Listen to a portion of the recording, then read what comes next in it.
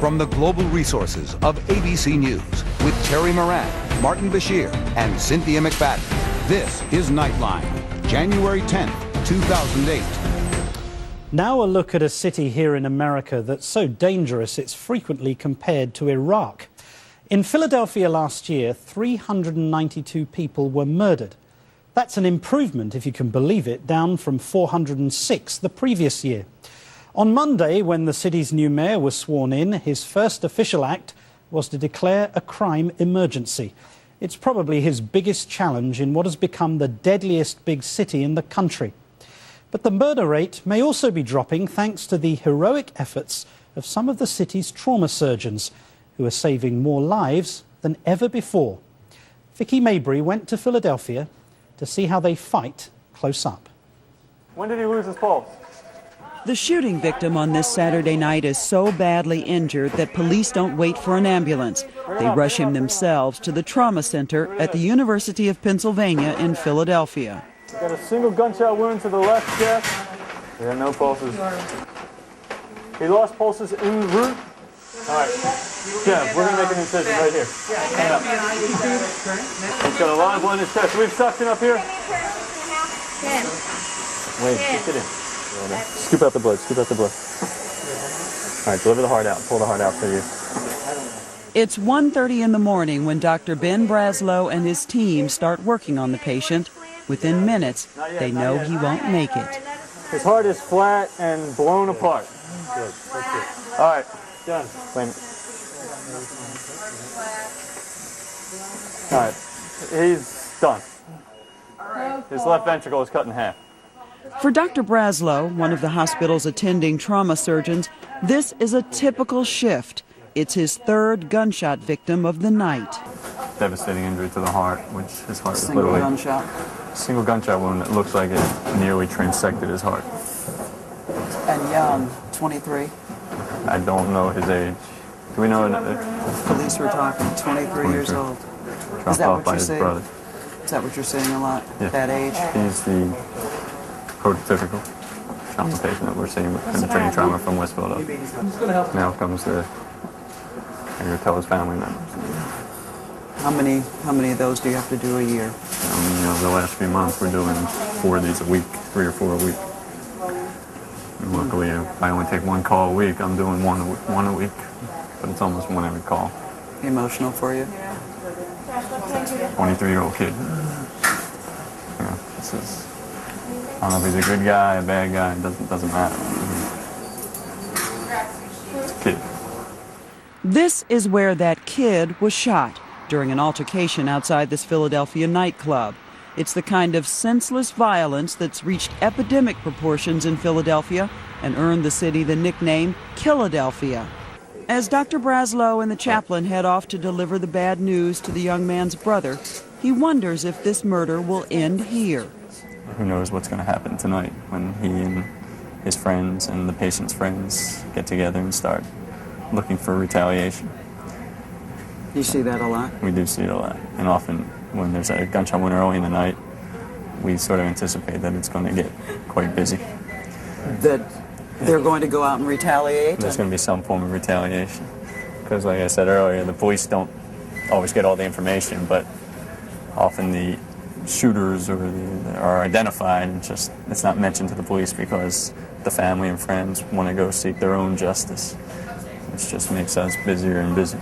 And then they wind up back here. And then they all wind up back here. Because of medical advances, more shooting victims than ever are being saved, some winding up back here 2 or even 3 times. Doctors call it trauma recidivism. Trauma is sort of, we call it an escalating disease. You come in, you're a victim of penetrating trauma is often, it's not an isolated life event, and they return with another event, and it's usually of worse severity. So they tend, if you're stabbed once you come back, you're shot. If you were shot in an extremity, the next time you come back, you're shot in the chest. So you see repeat patients? We have multiple repeat patients on that. It's scary, but I've been here 7 years, and I can name a handful of patients I've taken care of more than 3 times. More than a handful of patients. And it's sad. I'm just going to touch your foot here, all right, buddy? All I'm Dr. Brazzo. We're going to help you. Like this patient, he's here for his second gunshot. Perfect example here. Shot in the hand, first time, first experience with trauma. This time presents the trauma base, shot in the thigh, a little bit more severe. Next time we anticipate he'll be shot in the chest or abdomen, and then the last time maybe shot in the head, and that could, one of them is going to be fatal if he keeps it up. This is like 9 lives. And some of our patients are on live 8, and that's another frustrating aspect of the job. You're getting people better to go back out to probably be involved with something again. Doctors on the front lines say the city is a war zone, rivaling the bad old days of the crack epidemic. In fact, they say it's almost rivaling what's happening in Iraq and Afghanistan. There are nights when I'm here where you cannot tell the difference. I literally say you have to look up to see if it's a tent or a solid roof above your head to figure out what you're doing. As a major in the Army Reserves, Dr. John Pryor took off 4 months from his job as head of trauma operations at UPenn to volunteer his services in Iraq. Dr. Pryor's experiences led him to write an op-ed piece for the Washington Post. In Iraq, soldiers die for freedom, for honor, for their country, and for their buddies. Here in Philadelphia, they die without honor, without purpose, for no country, for no one.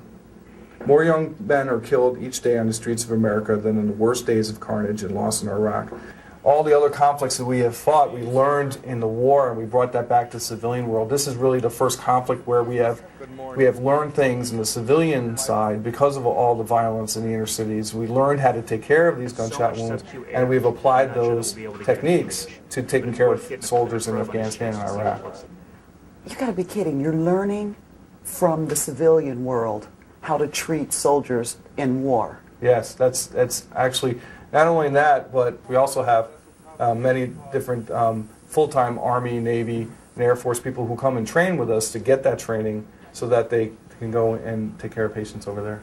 Not only military surgeons, but surgeons from around the world come here to learn about treating gunshot victims.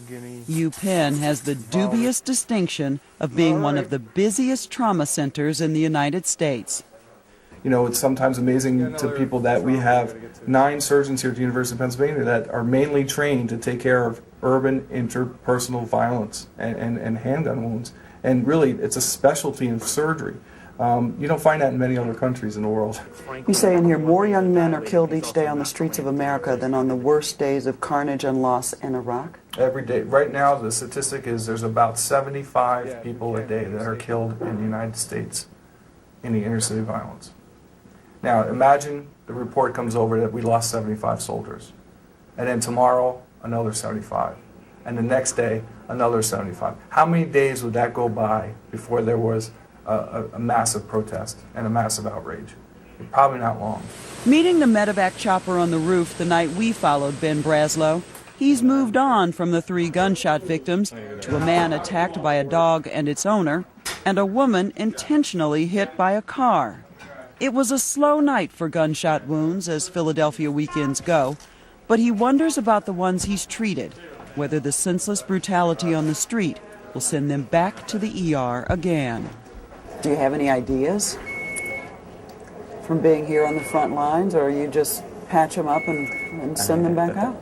We patch them up and send them back out and hope that families and people who love these patients will help to protect them and keep them out of trouble. But it's almost an infinite supply of people.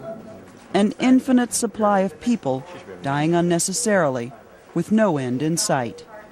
This is Vicki Mabry for Nightline in Philadelphia. A tragic cycle of violence and the heroic efforts to stop it. Our thanks to Vicki Mabry. And when we come back, face off, the Republican candidates take to the